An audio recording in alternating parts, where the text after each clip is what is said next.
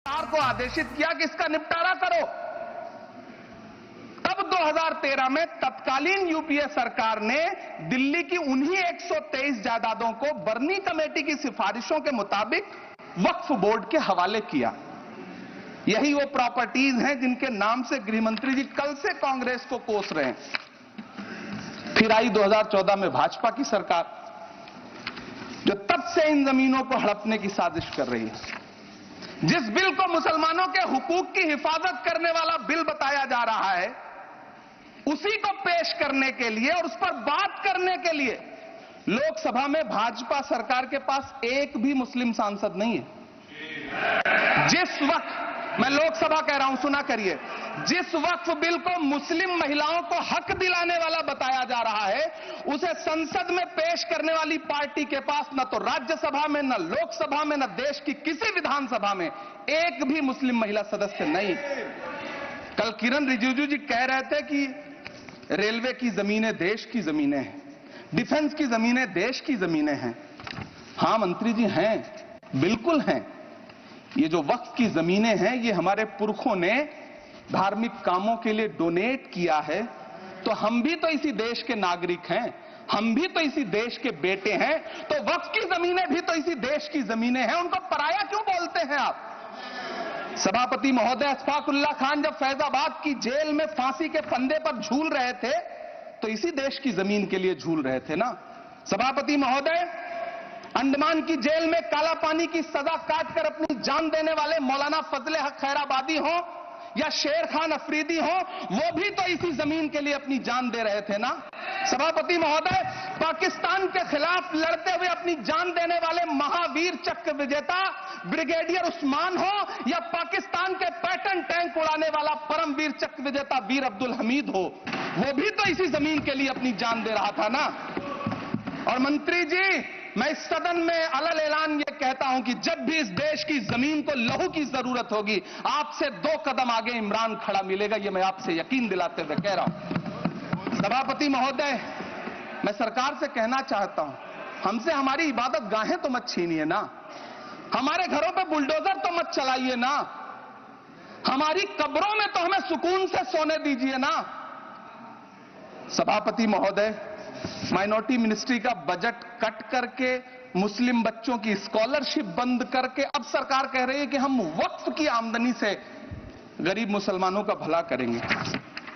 गुजरात की बेटी बिल्किस के बलात्कारियों की रिहाई के बाद उन्हें माला पहनाने वाली लोगों के नेता ये कह रहे हैं कि यह बिल मुस्लिम महिलाओं को उनका हक दिलाएगा।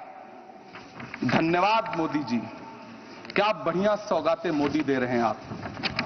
पहले हमें गुजराते मोदी दिया, आप सौगातें मोदी दे रहे हैं। लेकिन यह सरकार इतना याद रखे कि इसी ठसक के साथ देश की संसद में सीए का कानून भी लाया गया था और कहा गया था बड़े बड़े भाषण देकर के कि पड़ोसी देशों से हिंदू भाइयों को ला करके यहां नागरिकता दी जाएगी। लेकिन मैं आपके संज्ञान में लाता हूं सर कि पिछले इतने दिनों में इनसे नागरिकता लेने के लिए 2000 व्यक्ति भी नहीं आए, जबकि इसके उलट इन्हीं की सरकार में पिछले 10 साल में 15 लाख से ज्यादा भारतीयों ने भारत की नागरिकता छोड़ करके दूसरे देश में जाकर के बस गए। यह हुआ उस कानून का अंजाम।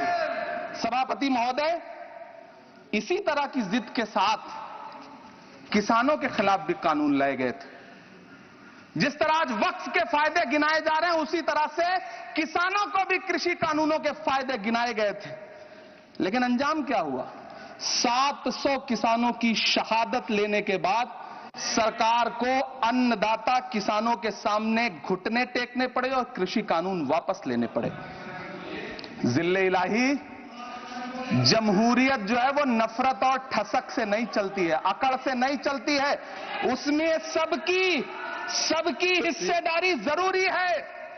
कल देश के माइनॉरिटी मिनिस्टर ने लोकसभा में खड़े होकर एक शेर सुनाया था कि मुझसे कोई बदगुमान न हो, तो मैं उन्हें एक शेर सुनाना चाहता हूं कि मैं आज जद पे हूं तो इतना खुशगुमान न हो, मैं आज जद पे हूं तो इतना खुशगुमान न हो, चराग सबके बुझेंगे हवा किसी की नहीं।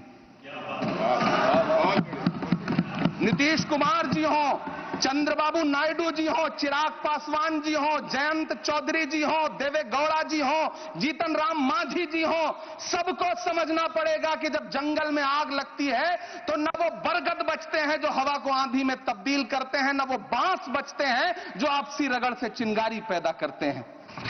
सभापति महोदय, जब देश को मनमोहन सिंह साहब जैसा काबिल प्रधानमंत्री मिलता है तो देश को आरटीआई जैसा एक्ट मिलता है, सेज जैसा एक्ट मिलता है, मनरेगा जैसा एक्ट मिलता है, लिबरलाइजेशन मिलता है, राइट टू एजुकेशन मिलता है, नेशनल फूड सिक्योरिटी एक्ट मिलता है। लेकिन जब देश को सौगातें मोदी मिलती है तो क्या मिलता है? सीए मिलता है, फॉर्म्स लॉ मिलता है, आर्टिकल 370 मिलता है, इलेक्टोरल बॉन्ड जैसा एक्ट मिलता है और वक्फ अमेंडमेंट एक्ट जैसे बिल देश को मिलते हैं। मुझे तो अपने हमवतन भाइयों से पूछना है कि आपको अपने बच्चों की तरक्की, खुशहाली और नौकरी की दरकार है या फिर मुसलमानों की दान की गई जमीनों को लूटकर धन्ना सेठों को देने की साजिश करने वाले कानून की? सभापति महोदय, ये सरकार रात के 3 बजे तक पूरे देश को जगा करके संसद में अपने ही नागरिकों को नीचा दिखाने के लिए वक्फ बिल ला रही थी, तो उधर रात के 1:30 बजे अमेरिका हम पर 26% टैरिफ लगा रहा था। सरकार की प्राथमिकताएं देश को पता। सभापति महोदय, मैं बहुत भावुक हूं आज, और मुझे अच्छा लगा कि आदरणीय नेता सदन जगत प्रकाश नड्डा जी ने बहुत अच्छी बातें भी की, मन से बातें की। क्योंकि उनके नाम में प्रकाश जुड़ा है तो मैं उनमें हमेशा एक रोशनी की किरण देखता हूं। मैं उनके सामने बहुत अदब से ये बात कहना चाहता हूं कि चिरागों के सफर में दबदबा हो आंधियों का तो फिर अंजाम जुल्मत के सिवा कुछ भी नहीं होगा। ये दुनिया नफरतों के आखिरी स्टेज पर है, इलाज इसका मोहब्बत के सिवा कुछ भी नहीं होगा। मैं भावुक हूं, मेरी पलकें गीली हैं। अगर देश की एक बहुत बड़ी आबादी को लगता है कि आप उसका भला करने के लिए नहीं बल्कि उनकी इबादतगाहों, उनकी कब्रिस्तानों, उनकी खानकाहों को बर्बाद करने का बिल ला रहे हैं, तो फिर आप अगर समझाने में नाकामयाब रहे हैं तो यह आपकी नाकामयाबी है। पहले समझाइए, उसके बाद कोई बिल लेकर के आइए, तब शायद हम आपका इतनी पुरजोर तरीके से विरोध ना करें। लेकिन सभापति महोदय, मैं अंत में सिर्फ इतना कहना चाहता हूं कि इस बिल में जो भी पॉइंट्स दिए गए हैं, बॉम्सी पोर्टल देख लीजिए, सरकार का झूठ आपको पकड़ में आ जाएगा। हम डरे नहीं हैं, हम सिर्फ सरकार से अपील कर रहे हैं कि हमें अपना समझिए।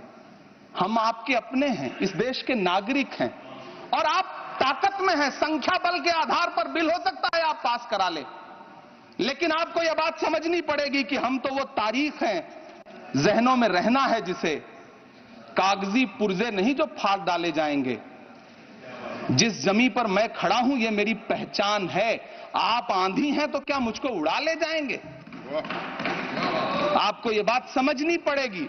आपको अगर इतना विपक्ष की तरफ से पहले जेपीसी में इतने सारे पॉइंट्स आए और उसके बाद कल से लोकसभा में और राज्यसभा में सुझाव आप सुनने को तैयार नहीं है, लोगों की शंका को दूर करने के बारे में आप बिल्कुल सोच नहीं रहे, बस आप कह रहे हैं यह बिल उम्मीद की नई किरण है। नहीं साहब, इसे भले किरण जी लेके आए हैं लेकिन ये उम्मीद की नहीं बल्कि नाउम्मीदी की किरण है। और इस देश की एक बहुत बड़ी आबादी इस बात से खदशे में है, शक में है कि आप सीधे उनकी जमीनों को लूट करके धन्ना सेठों को बेचना चाहते हैं। मेरी अब भी आपसे अपील है कि इस बिल को वापस लीजिए। यह बिल कहीं से आपके अपने नागरिकों के लिए अच्छा नहीं है। यह बिल सिर्फ इस देश के मुसलमानों को नीचा दिखाने का और अपने एक ऐसे मतदाता वर्ग को खुश करने का बिल है जिनको इस बिल के पास हो जाने से कुछ मिलेगा भी नहीं, लेकिन आप एक नैरेटिव देना चाहते हैं, एक मैसेज देना चाहते हैं।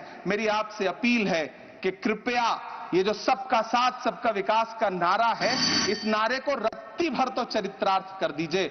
बहुत बहुत धन्यवाद।